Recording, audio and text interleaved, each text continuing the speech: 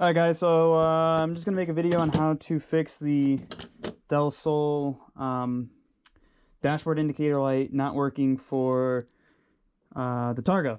And basically that guy will go, let's see here,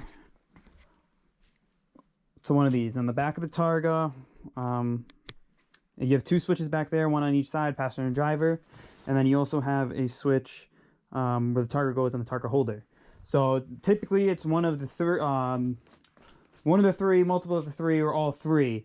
It's probably going to be the ones on the Targa, not on the trunk, just because they'll see the most wear and tear and abuse on the car, considering they're 25 years old or older. And what you're going to see here is that there's a little micro switch. You can hear the click, and you can see that this just folds down.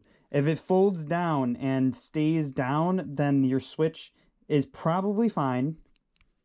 You can hear it click, but this is what activates the switch. Now, when your Targa is off the car, this should be sprung up against the switch. It's what turns the light on. And then when, say, if the Targa is off and in the trunk, your light should turn off as long as it's latched in the trunk. But basically, when this is on, when Targa's on the car, this gets pushed down, therefore opening the circuit, and it turns the light off. So as you can see, this doesn't go down. It's because of the spring right here. Hopefully you guys can see that. I don't know if you'll be able to because it's a GoPro. I could take this off and probably attach a freaking thing for it or not. So what we're going to do is, this is one bracket. On my car, this actually happened to both of the sides. And one of the sides I had a spare, which was perfectly fine. And the other side I was actually going to fix a spring on. So it's one screw that removes the bracket from the whole clip switch assembly. And it's going to look like this. You've got a zip tie right here, and you've got a screw right here. So we're going to take that screw off. This is going to remove the actual micro switch from the bracket. And then we're going to cut that zip tie as well.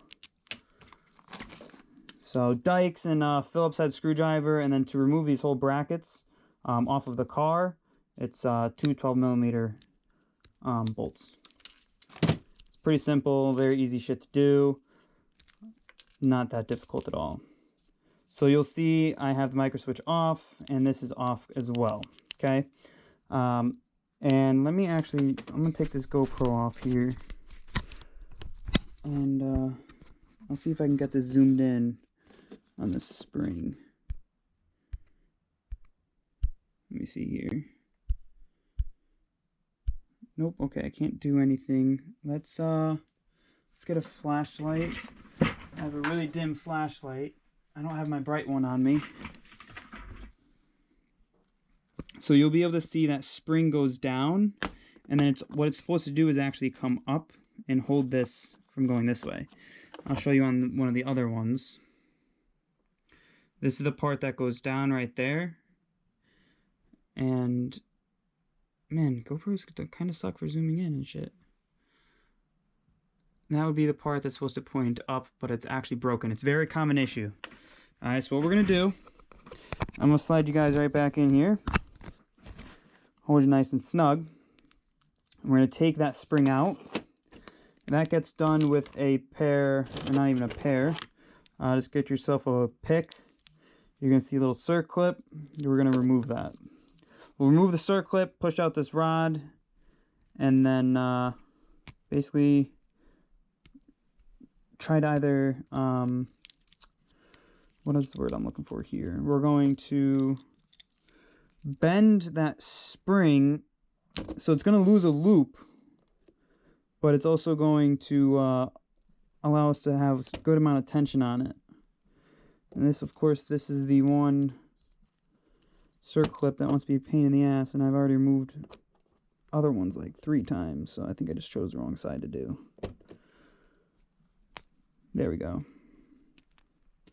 That's one half of it.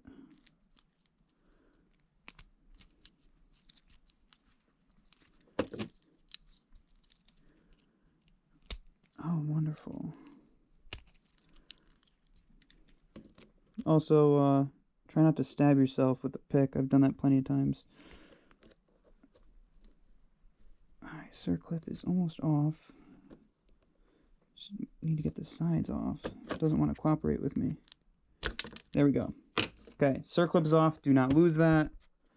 You do not want to lose that at all, okay? We're just going to pull this pin out. Just like this, and you're going to see that the spring dropped. Make sure you're doing this over a table or something. You don't want to lose it.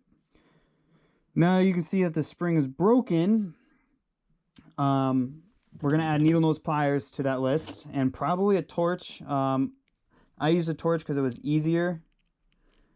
So, yeah, you know, do that with that what you will. You're going to see when this is oriented correctly, this is pointed down, and the spring needs to be pointing straight up, basically at a 90-degree angle.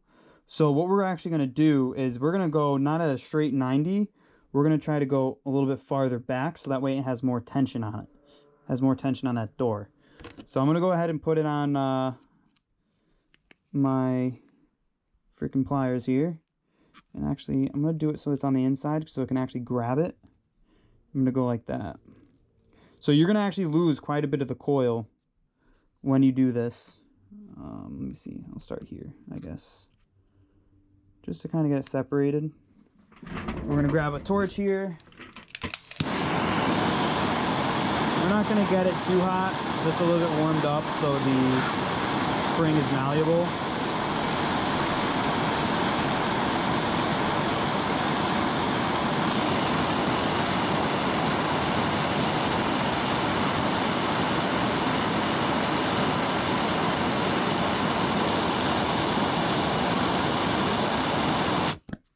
That should be good enough. And we're going to grab, obviously don't touch it. We're going to grab our other guys here.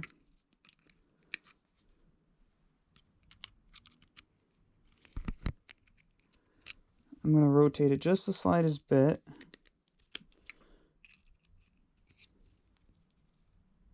And you're going to see I'm using my pliers to hold it to prevent it from uncoiling.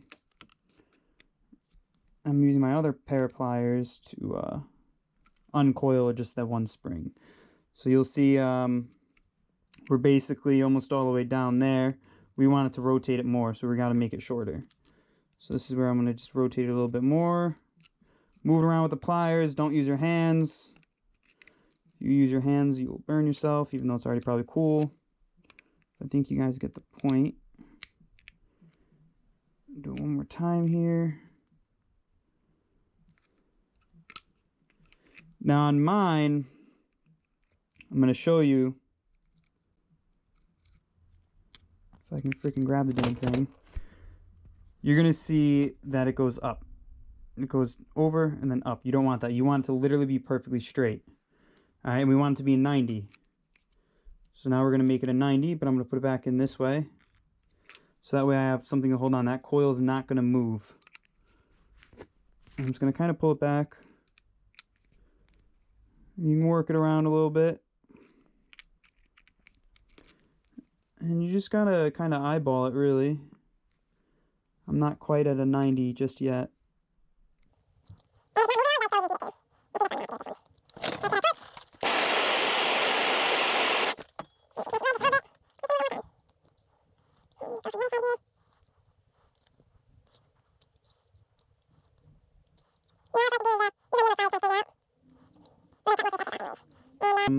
That might actually be a little bit too much, so I'm just going to recoil it. This kind of makes it tighter too, so you can pull, kind of work on it a little bit yourself, but don't go too much because you will break it. That's how I broke one of mine. And I think that might actually be good just like that. Straighten it out a little bit so you can see we have it just larger than a 90-degree angle. So I'm going to go ahead and pour some water on it. Just kind of cool it down. And then we're going to basically reassemble.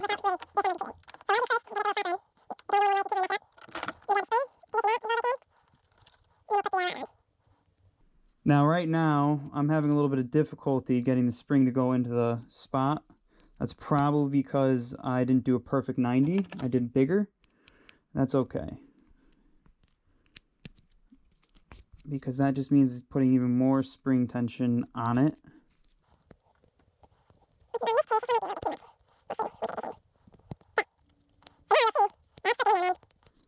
So you'll notice it's not parallel, so I'm just going to bend it so it's parallel. Okay, just like that. And I really like this, all right? We're going to now grab our other screw, and we're going to reinstall our switch. Okay, the switch can only go on one way. I'm going to put this in, give it a nice screw, and now you'll be able to see and hear that when I go and let go of this, it springs right back into action. You can hear it. I'm pushing down, and it presses the button. You want it to press the button. If there's any movement here and slack, that light will still be on or off, whatever issue you may be having. So now what I'm going to do is just clip the slack here. Actually, I'm going to bend it a little bit more, just to how I like it.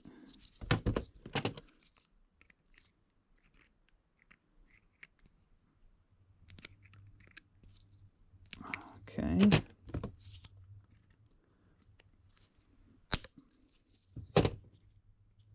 And that's still nice and tight. Now, what I did on mine is, oh, that was actually a little bit bent there.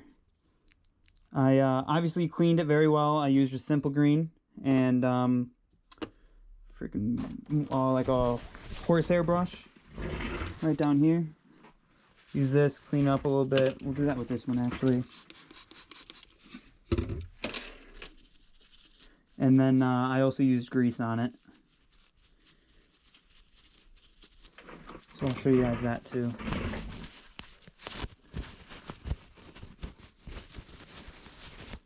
Just because whenever I take something apart on my car, doesn't hurt to clean it. You know, you hate getting your fingers dirty, your hands dirty, and so why not take care of it while you're there. So in this case, I'm actually going to take this screw back off. We know it's going to work now, right? So we're going to go like that. And I'm going to take some grease. Actually, I'll use my pinky. And I'm literally just going to freaking shove it in there. You want to actually apply pressure so it goes into the spring. This just ensures it's not going to rust again or do anything like that. And then I'm actually going to pull down. I'm going to open it. I'm going to do the same thing. Shove grease in there. And that should work. And anything that's left over, you can kind of just wipe off any excess. Because you don't want it making too much of a mess. Like I kind of used a lot there. That's alright. Alright, I'm going to push the rod back in completely. And we're going to put the circlip back on. The circlip I like to use with pliers.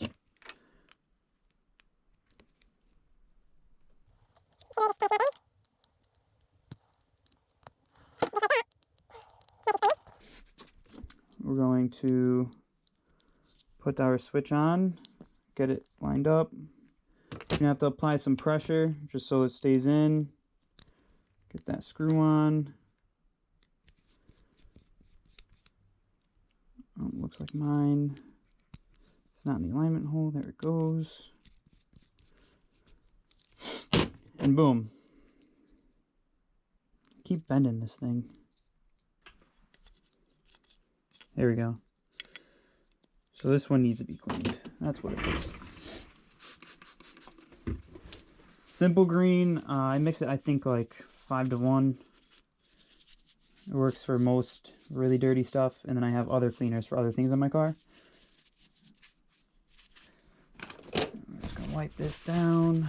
Wipe my hands off at the same time.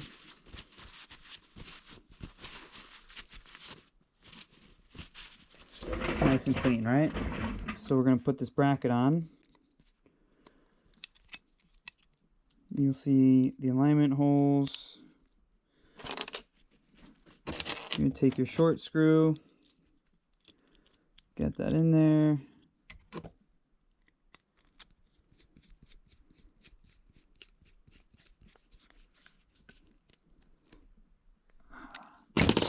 Now the switch is fixed. So now when I go and plug it in, basically, I do it to both sides. I literally did that to both sides on my car. I'm going to go ahead and turn my ignition on. And right now you're going to see my roof is off the car, and it's actually latched into my targa holder. So I'm going to go ahead and unlatch it. You're going to see that my targa light's on. If you guys can't even see that, let me take you out here real quick. Alright, you guys can see that my targa light's on. And what I'm going to do is, now that these are sprung open, okay, they're still good, I'm going to actually put you guys back on my chest. So right now I'm going to go put my targa on, right? We're going to pretend where this is on here, it's chilling, it's resting, but we didn't latch it, okay? So once we latch it, it pushes in on the part we just fixed, the little spring, okay? And that opens a circuit. So now, how can I actually show you guys this? You latch it in,